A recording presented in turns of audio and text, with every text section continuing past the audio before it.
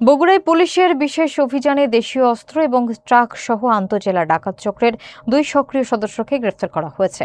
আজ দুপুরে সদর থানা চত্বরে আয়োজিত এক সংবাদ সম্মেলনে অতিরিক্ত পুলিশ সুপার মোস্তফা মঞ্জুর জানান, গত 24 ডিসেম্বর সিএনজি ফিলিং স্টেশন এবং ডিস্ট্রিবিউশন হাউসে সংঘটিত দুর্ধর্ষ ডাকাতির প্রেক্ষিতে এই অভিযান চালানো হয়। অভিযানে ডাকাতির কাজে ব্যবহৃত একটি ট্রাক সহ বিপুল পরিমাণ অস্ত্র এবং সরঞ্জাম উদ্ধার করতে সক্ষম হয়েছে পুলিশ। বিস্তারিত দেখুন ডেস্ক রিপোর্টে। বগুড়া জেলা পুলিশ সুপার শাহাদাত হোসেনের নির্দেশনায় ডিবি এবং থানা পুলিশের যৌথ অভিযানে কুখ্যাত এই ডাকাত চক্রের সদস্যদের গ্রেফতার করা হয়।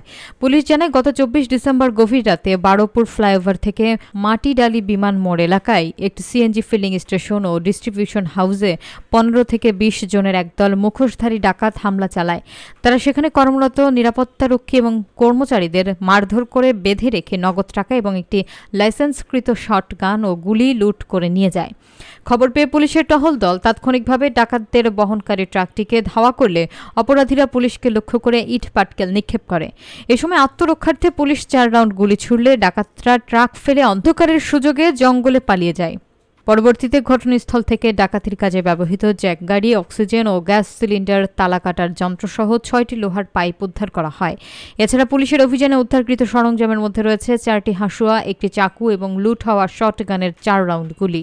এই ঘটনায় সদর থানায় একটি ডাকাতি মামলা দায়ের করা হয়েছে এবং চক্রের অন্য পলাতক সদস্যদের গ্রেফতারে পুলিশ অভিযান অব্যাহত রেখেছেন। গত 23/12 অর্থাৎ 23শে ডিসেম্বর দিবাগত রাত অর্থাৎ 24 তারিখ রাত আনুমানিক 3টার সময় আমাদের বগুড়া পেট্রোল পাম্প এবং তার সংলগ্ন যে ব্রিটিশ আমেরিকান টোবাকো, এই টোবাকোতে আসলে ডাকাত চলাকালীন সময়ে আমাদের তৎকালীন যে মোবাইল পেট্রোল ছিল, আমাদের মোবাইল ওয়ান, আমাদের তৎকালীন এসআই সালামের নেতৃত্বে মোবাইল টিমটি তাদেরকে আসলে শনাক্ত করে যে এই আসলে ঘটনাস্থলে একটি ডাকাতি হচ্ছে। বিষয়টি জানতে পেরেই তিনি তাৎক্ষণিক আমাদের যে মোবাইল টিম আমাদের যে কন্ট্রোলকে জানিয়ে দেয় যে পেট্রোল পাম্পে ডাকাতি হচ্ছে। হ্যাঁ, আর এটি আসলে আমি তাৎক্ষণিক শুনতে পেরেই আমি তাৎক্ষণিক কন্ট্রোলের মাধ্যমে জানতে পারি এবং তাৎক্ষণিক আমি এটি কন্ট্রোলের মাধ্যমে আমাদের বগুড়া সদরের বিভিন্ন জায়গায় আমরা রোড ব্যারিকেড দিই ডাকাতদেরকে থামানোর জন্য। আমাদের মোবাইল ওয়ান সে ডাকাত দলের পিছু নেয়, কিন্তু আসলে ঘন কুয়াশার কারণে আর হাইওয়েতে অনেক গাড়ির কারণে আমাদের এই ডাকাত দলকে তারা আসলে ডাকাতের ট্রাকটাকে হারিয়ে ফেলে। এই সময় আমি এবং আমার নিজস্ব যে সরকারি গাড়ি এবং আমাদের থানায় তখন সেকেন্ড অফিসার জিয়াউর রহমান, তিনি থানায় ছিলেন। এটি জানতে পেরে তিনি আরেকটি গাড়ি নিয়ে আমরা ডাকাতদেরকে খুঁজতে বের হই। আমরা বিভিন্ন জায়গায় হাইওয়ের বিভিন্ন জায়গায় খুঁজতে থাকি। এর মধ্যেই জিয়াউর রহমান মেডিকেল কলেজের সামনে যে ফ্লাইওভারের নিচে আমাদের যে সদর থানার সেকেন্ড অফিসার জিয়া দেখতে পারেন যে একটি ট্রাকে 7-8 জন ডাকাত দল তারা ফ্লাইওভারের নিচে রাতের অন্ধকারে তারা লুকিয়ে আছে। এতে জিয়া আমাদের সেকেন্ড অফিসার তিনি ডাকাত দলকে চ্যালেঞ্জ করেন এবং আমরা ডাকাত দলকে পিছু ধাওয়া করি। এই ডাকাত দল তারা আমাদের ধাওয়া খেয়ে তারা মহাস্থানগড়ের দিকে পালিয়ে যেতে থাকে। আমরা তাদের পিছু ধাওয়া করতে থাকি। ইতিমধ্যে তারা যখন আমাদের এই টিএমএসএস পার হয়ে যাওয়ার পরে আমাদের যে সেকেন্ড অফিসার জিয়াউর রহমান তার পিকআপটি ঠিক ডাকাতের পিছনেই ছিল আর আমিও তার পিছনে ছিলাম। তারা আমাদের পুলিশের গাড়িকে লক্ষ্য করে বিভিন্ন ইট পাটকেল, তাদের ভিতরে যে ছোট ছোট টুলস আছে এই টুলসগুলো ছুঁড়ে মারতে থাকে। তারা বাঘোপাড়ার কাছে গিয়ে তারা অতর্কিত তারা আসলে ইউটার্ন করে, হাইওয়ের উপরে ইউটার্ন করে আমাদের আসলে পুলিশের গাড়িকে মেরে দিতে চেষ্টা করে।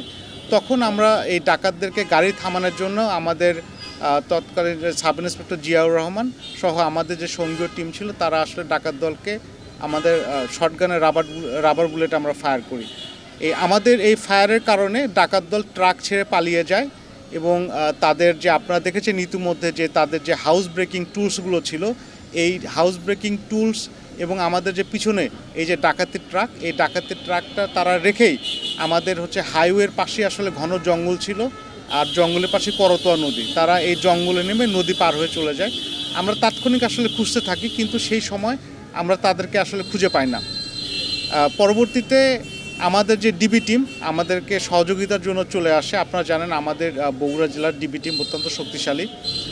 আমরা আসলে এরপরে আমাদের যে ডাকাতদের শনাক্তের কাজটি আমরা শুরু করি। আমাদের ধাওয়া খেয়ে ডাকাত দল কিছু পার্সোনাল বিলঙ্গিংস তারা এই গাড়িতে ফেলে রেখে যায় যেটি সূত্র ধরে আমরা আজকে গতকাল রাতে আমরা ডাকাত দলকে আমরা ধরতে সক্ষম হয়েছি। আমরা ঘটনার পর থেকে আমাদের সাথে থানা পুলিশের সাথে আমাদের বগুড়া ডিবি অক্লান্ত পরিশ্রম করেছে। গতকালকে নারায়ণগঞ্জ সিদ্ধিরগঞ্জ থেকে আমরা এই ঘটনার সাথে জড়িত 2 জন ডাকাতকে গ্রেপ্তার করতে সক্ষম হই। ডাকাতের একজনের নাম হচ্ছে মোদাচ্ছের আলী, তিনি কুমিল্লা নিবাসী, এবং আরেকজন হচ্ছে ইউসুফ আলী, তিনি নোয়াখালীর বাসিন্দা। তারা একটি সংঘবদ্ধ ডাকাত দল।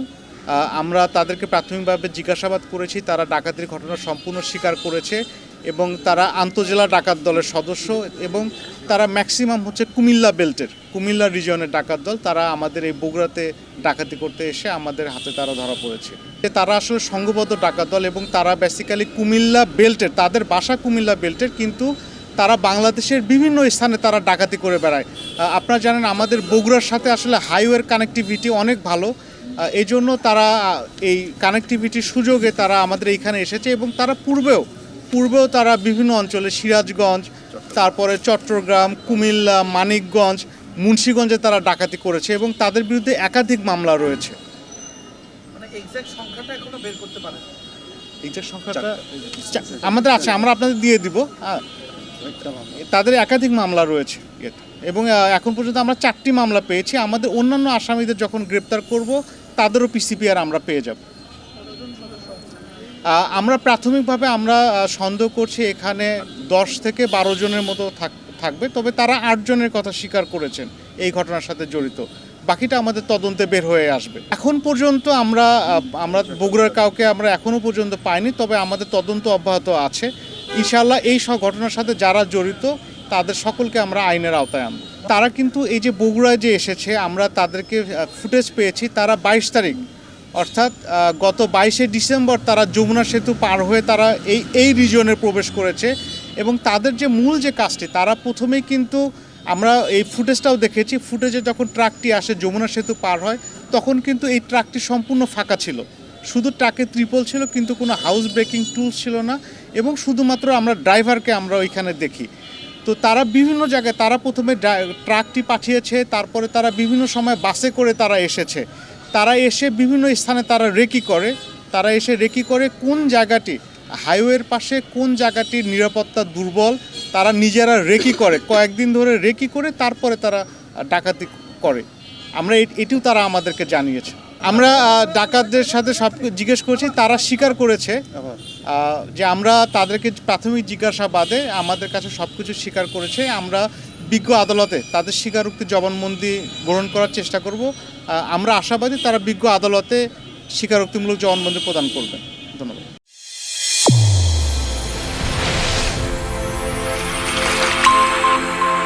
চ্যানেল A1 হৃদয়ের স্পন্দন।